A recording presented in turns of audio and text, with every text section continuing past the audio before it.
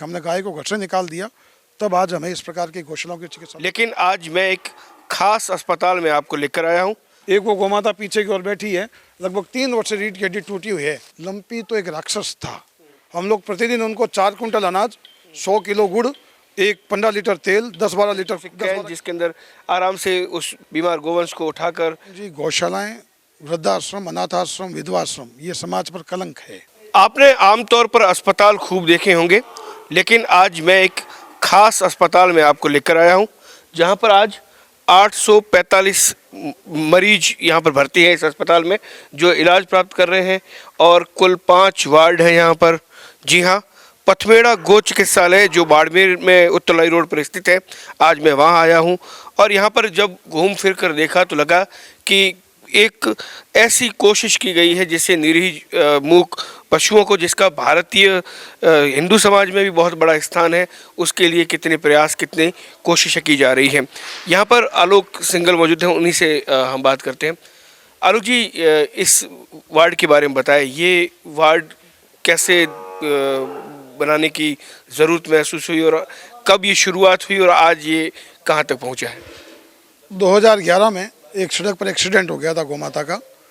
हम लोगों ने उसको देखा, 2-4 मित्र इकट्ठे, उसको हमने टैक्सी में लोड करके पथमेड़ा भेजा। 1 वर्ष में लगभग 500 गाय पथमेड़ा भेजी इस तरह से एक्सीडेंट वाली। पथमेड़ा महाराज जी से निवेदन किया, उन्होंने यहाँ पर एक कथा का आयोजन करवाया। उसके अंदर से पथमेड़ा गो चिकित्सालय की स्थापना की बात आई। 26 अक्टूबर 2012 को इस प्रकल्प की विधिवत रूप से नींव के मुहूर्त के साथ में शुरुआत हुई। अब लगभग 10 वर्षों में 7,000 से अधिक दुर्घटनाग्रस्त, गंभीर बीमार, विकलांग, वृद्ध और अशक्त गोवंश यहाँ पर सेवा प्राप्त कर चुका है। ये जो आप वार्ड देख रही है, हमारा गौ सेवा मंदिर है। हम इसको गौ सेवा मंदिर के नाम से कहते हैं। चिकित्सकीय भाषा में आप आईसीयू वार्ड इसको कह सकते हैं। इसमें ऐसे पेशेंट हैं, ऐसे गोमाता पेशेंट के रूप में, जिनको 24 घंटे, जिन पर हमें ध्यान रखना आवश्यक है, ऐसा गोवंश यहाँ पर एडमिट रहता है। रीढ़ की हड्डी टूटा हुआ, कैंसर वाला, बच्चेदानी में कैंसर वाला, फ्रैक्चर वाला, पाँव कटिंग वाला, सींग कटिंग वाला। एक चीज़ देखिए, यहाँ पे कई पशुओं के पैर कटे हुए, उसके बाद इनका देखभाल कैसे होता है, किस तरीके से करते हैं? दुर्लक्षा नाराज मत होना, पशु नहीं, गाय। गाय। और ये जो गाय है, सड़क पर एक्सीडेंट हो गया, पाँव उसका टूट गया। इस चिकित्सालय के बनने के पहले ये स्थिति थी कि उसको वहीं पर कुत्ते नोचते थे, कौवे नोचते थे। अभी उसको तत्काल यहाँ ले आते हैं। हमारे पास में प्रशिक्षित कंपाउंडर्स की टीम है। अगर वो पाँव प्लास्टर से ठीक होने लगेगा तो जैसे उस गाय का प्लास्टर किया है उस तरह से प्लास्टर हो जाएगा। अगर लगता है कि नहीं, पाँव को प्लास्टर करने से ठीक नहीं होगा, तो उसको पाँव को रिमूव करके उसको तैयार करते हैं। हमारे पास लगभग 150 गोवंश आज ऐसा है जिनका हमने एक पाँव रिमूव किया, 3 पाँव पर अपना स्वस्थ जीवन जी रहे हैं। तो ऐसे जो गोवंश है जिनकी स्थिति ये है कि जैसे यहाँ पर कई दिख रहे हैं कि हिलने डुलने की स्थिति नहीं होती, तब क्या कार्मिकों को उनको लगातार मूव करना पड़ता है? जी, ऐसा गोवंश जिसकी रीढ़ की हड्डी टूट गई है अथवा बहुत अधिक कमज़ोर हो गया है या जहरीली वस्तु उसने खा ली है, इसलिए वो शरीर में फंक्शन नहीं कर पा रहा है, तो उस स्थिति में उसको 24 घंटे में 5 बार हमें पलटाना पड़ता है। नहीं तो शरीर पर बैड सोइल, जिन्हें हम कहते हैं चिकित्सकीय भाषा में चांदी, अपने मारवाड़ी में कहते थे, वो चांदियाँ पड़ जाएगी, घाव हो जाएंगे। और सालों सालों से यहाँ पर ऐसा गोवंश है। एक वो गोमाता पीछे की ओर बैठी है, लगभग 3 वर्ष से रीढ़ की हड्डी टूटी हुई है, अपना स्वस्थ जीवन यहाँ जी रही है। यहाँ पर काफ़ी चिकित्सक की सुविधा जुटाने की कोशिश की गई। बताया जा रहा है कि एक हाइड्रोलिक यहाँ पे एम्बुलेंस भी मंगाई गई है ताकि गायों को गोवंश को आसानी से इलाज उपलब्ध करवाया जाए। अपने यहाँ पर सभी प्रकार के ऑपरेशन की चिकित्सा की व्यवस्था है। जालौर नागरिक सहकारी बैंक ने हमारे को 8 वर्ष पूर्व एक गौ चिकित्सा वाहन भी दिया था। अभी हमारे माननीय विधायक मेवाराम जी जैन साहब से एक दिन मैंने निवेदन किया था कि एक एम्बुलेंस कम पड़ती है हमारे, और हमें हाइड्रोलिक लिफ्ट सिस्टम वाली एम्बुलेंस चाहिए, तो उन्होंने सहृदयता से उसको तत्काल स्वीकृति दी और कल उसका विधिवत रूप से लोकार्पण भी उनके करकमलों से हुआ। उसमें हाइड्रोलिक लिफ्ट इसलिए दी गई है कि पूरा प्लेटफॉर्म ज़मीन के एकदम लेवल में आ जाएगा, तो जो बीमार गाय है, वृद्ध गाय है, उसको उठा करके लेने की ज़रूरत नहीं पड़ेगी। आम जन का काफ़ी देखो यहाँ पे सुविधा है। देखिए इनको कंबल उड़ाए जा रहे हैं। ये कहाँ से लोग आते हैं? वैसे तो देखा जाए तो पूरे भारतवर्ष से लोग आ रहे हैं। दिल्ली के, कलकत्ता के गौभक्त, सिलीगुड़ी के गौभक्त भी यहाँ सेवा कर रहे हैं, पर विशेषकर बाड़मेर जिले के गौभक्त बड़ी मात्रा में यहाँ पर आते हैं और घास, चारा, दाला, गुड़, कंबल, चादर, दवाई, इन सेवाओं में और व्यक्तिगत हाथ से सहयोग भी करते हैं सेवा में भी। लगभग बाड़मेर विधानसभा क्षेत्र का तो मैं नहीं समझता, शायद ऐसा कोई गाँव होगा, बाड़मेर तहसील का, बाड़मेर पंचायत समिति का, शायद ऐसा कोई गाँव होगा जहाँ के लोग इससे सीधे जुड़े हुए नहीं हों। क्योंकि इसके जुड़ाव का सबसे बड़ा कारण है कि अगर कहीं से भी समाचार आता है गाय एक्सीडेंट हो गई है, बीमार है, ढोले बैठ गई है या विकलांग है, तो हमारी संस्था की ओर से कभी भी मना नहीं किया जाता, उसको हम तत्काल उसकी स्वीकृति देते हैं। और भी कई इसके और सेक्शन है, वहाँ भी अपन चलते हैं, उन सेक्शन के बारे में बताएंगे।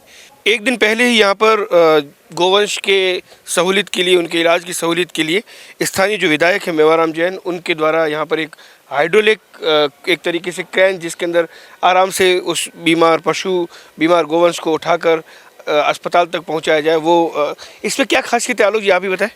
इसमें ये जो आप देख रहे हैं, ये हाइड्रोलिक लिफ्ट सिस्टम से ये पूरा प्लेटफॉर्म नीचे आ जाएगा। एक व्यक्ति भी इसमें केस को लेकर आ सकता है। पहले हमारे पास में जो हाथ वाली मशीन थी उसके अंदर उठा करके लेना पड़ता था, इसमें उठाना नहीं पड़ेगा। और जो खड़ा गोवंश है उसको ज़मीन के लेवल से गाड़ी के लेवल तक लाने में बहुत दिक्कत होती थी।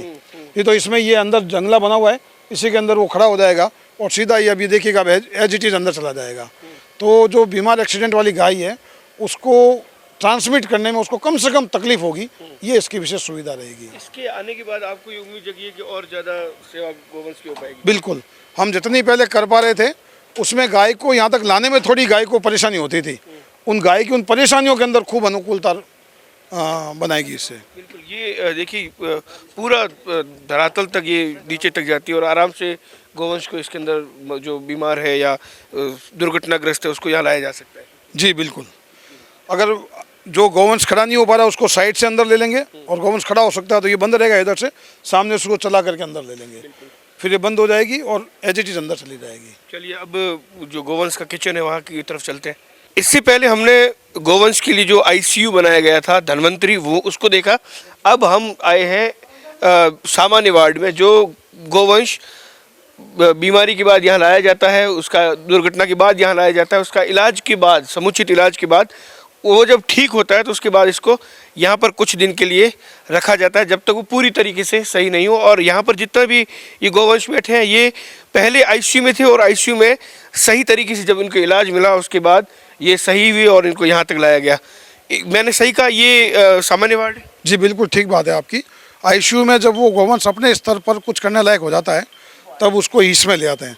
इसकी भी चिकित्सकीय जांच लगातार होती है और उनको ट्रीटमेंट भी लगातार मिलता है। अच्छा, ये किचन है?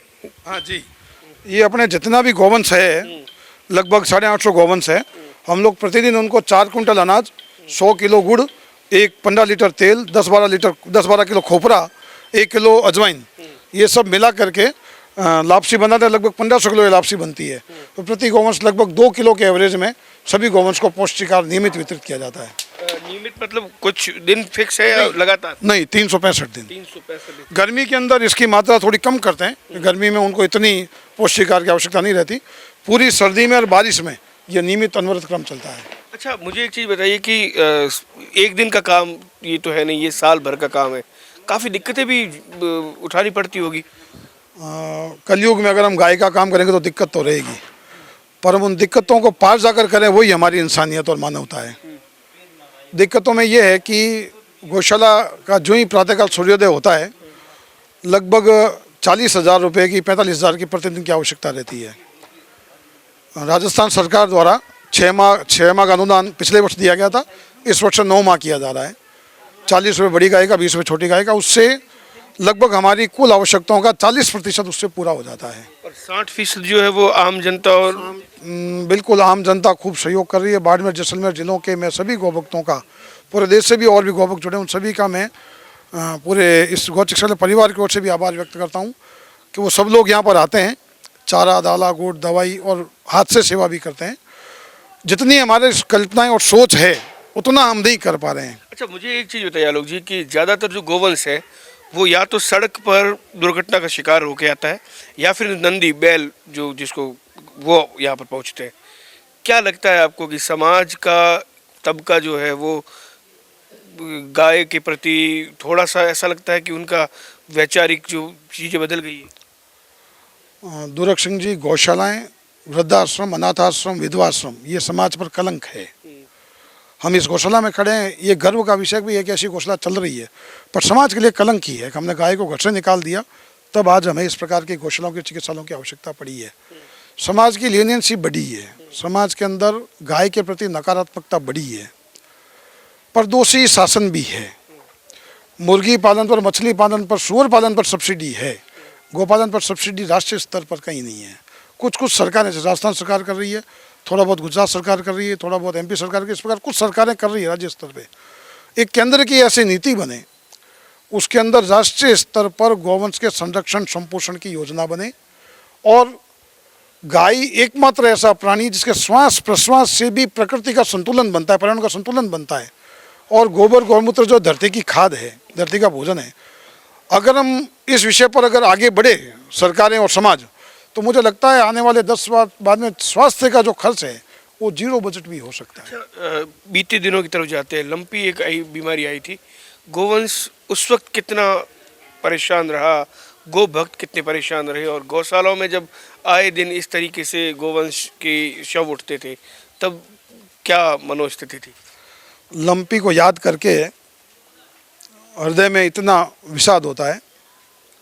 बाड़मेर के आप सभी पत्रकार बंधुओं ने, विशेषकर आपने, प्रेमदानी ने, कुछ बंधुओं ने मिलकर के खूब अच्छी मुहिम चलाई थी।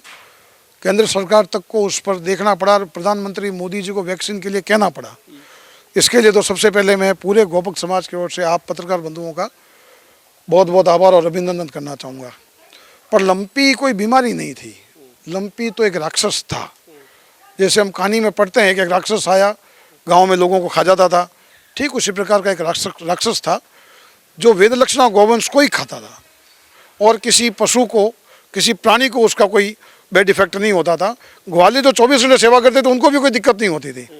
और लंपी के अंदर तो मैं आपके सामने लंपी की स्थिति तो क्या बताऊँ, आपने तो उस पीड़ा को भुगता है और आपने उसको, उसका फिल्मांकन किया, उस पर आपने अपनी आवाज़ दी है। पर लंपी जैसी बीमारी दुश्मन को भी भगवान नहीं देवे, ऐसी बीमारी थी। गोवंश कमज़ोर हो गया और गोवंश का दूध सूख गया। अच्छा, मेरा एक आपसे अंतिम सवाल, क्या मानते हैं आप कि आम जनता किस तरीके से गौवंश संरक्षण में अपनी भूमिका अदा करे? आपकी क्या उम्मीद है समाज से? 3 और 4 विभाग हैं समाज के। सबसे पहले हम शासन की बात करें, शासन गौ हितकारी नीतियां बनाए। अभी राजस्थान सरकार का एक प्रकल्प शुरू होने वाला है जिसमें उनका कहना है कि हर ग्राम पंचायत पर एक गौशाला बनेगी। उसमें कुछ निर्माण का सहयोग रहेगा और 9 महीने का अनुदान भी रहेगा। लगने में बहुत आसान लगता है कि 9 महीने अनुदान मिलेगा, गौशाला खोलने। धन्यवाद भी है सरकार का, 9 महीने दे रही है, बहुत बड़ा उनका अभिनंदन और आभार है। पर इसको 12 महीने भी किया जा सकता है। अगर हर ग्राम पंचायत स्तर पर एक एक गौशाला बन जाए जहाँ निराश्रित गौवंश का आश्रय स्थल हो और 12 महीने सरकार उसको मदद करे, कुछ चारे की और श्रम की मदद गांव करे, तो गांव में ही देसी खाद उपलब्ध हो जाएगा। गांव में गौवंश निराश्रित नहीं रहेगा, खेत खलिहान सुरक्षित रहेंगे। अभी जो एक्सीडेंट के बार बार विषय न्यूज़ वगैरह में आता है, एक्सीडेंट हो गया, बैल ने टक्कर मार दिया, आदमी मर गया, बैल मर गया, गाड़ी क्षतिग्रस्त हो गई, वो सब स्थितियाँ भी खत्म हो जाएगी। ये तो शासन करे और समाज गाय को अपने परिवार का सदस्य माने। पहली रोटी गाय को हमारे धर्म में हमारे पूर्वजों ने हमें यही सिखाया है। अब रोटी देने के लिए गाय नहीं बची, आप देंगे कहाँ पर? तो नियमित गोग्रास निकालना प्रारंभ करें। मैं पथमेड़ा गौशाला का सचिव हूँ या गौ चिकित्सालय का अध्यक्ष, इसलिए यहाँ देना आवश्यक नहीं है, ये नहीं कहूँगा। आप अपने नज़दीकी किसी भी गौवंश को जो भूख से प्यास से पीड़ित होकर घूम रहा है, उसको वो सेवा, जिम्मेदारी समझ के काम, अपनी जिम्मेदारी समझ के काम करें। बिल्कुल। ये आलोक सिंघल थे, अध्यक्ष हैं यहाँ के संचालन समिति के। और निश्चित तौर पर उन्होंने एक बात कही कि जिस समाज में वृद्धाश्रम, विधवा आश्रम या फिर गौशालाएँ अगर इस तरीके से खुलती हैं तो ये समाज के लिए कलंक ही है। इन्होंने कहा कि आप भले ही पथमेड़ा गौशाला यहाँ आकर हमें सहयोग ना करें, लेकिन आपके आसपास अगर गोवंश प्रताड़ित है, परेशान है, तो उसकी सेवा ज़रूर करें अपनी जिम्मेदारी समझकर, ताकि गोवंश को संरक्षित किया जा सके। सबसे बड़ी बात यह है कि यहाँ पर दुधारू गाय नहीं है, यहाँ पर सिर्फ और सिर्फ वो गोवंश है जो या तो सड़क दुर्घटना के कारण इस स्थिति में आए, या फिर बेहद बीमार थे, या फिर कहीं पर दुधारू पशु के रूप में कई साल रहे लेकिन दूध देना बंद किया, तो उनको इस तरीके से सड़कों पर भटकने के लिए उनके लोगों ने उनको छोड़ दिया। सहयोगी जसराज जांगड़ के साथ दुर्ग सिंह राजपुरोहित, द बाड़मेर टाइम्स।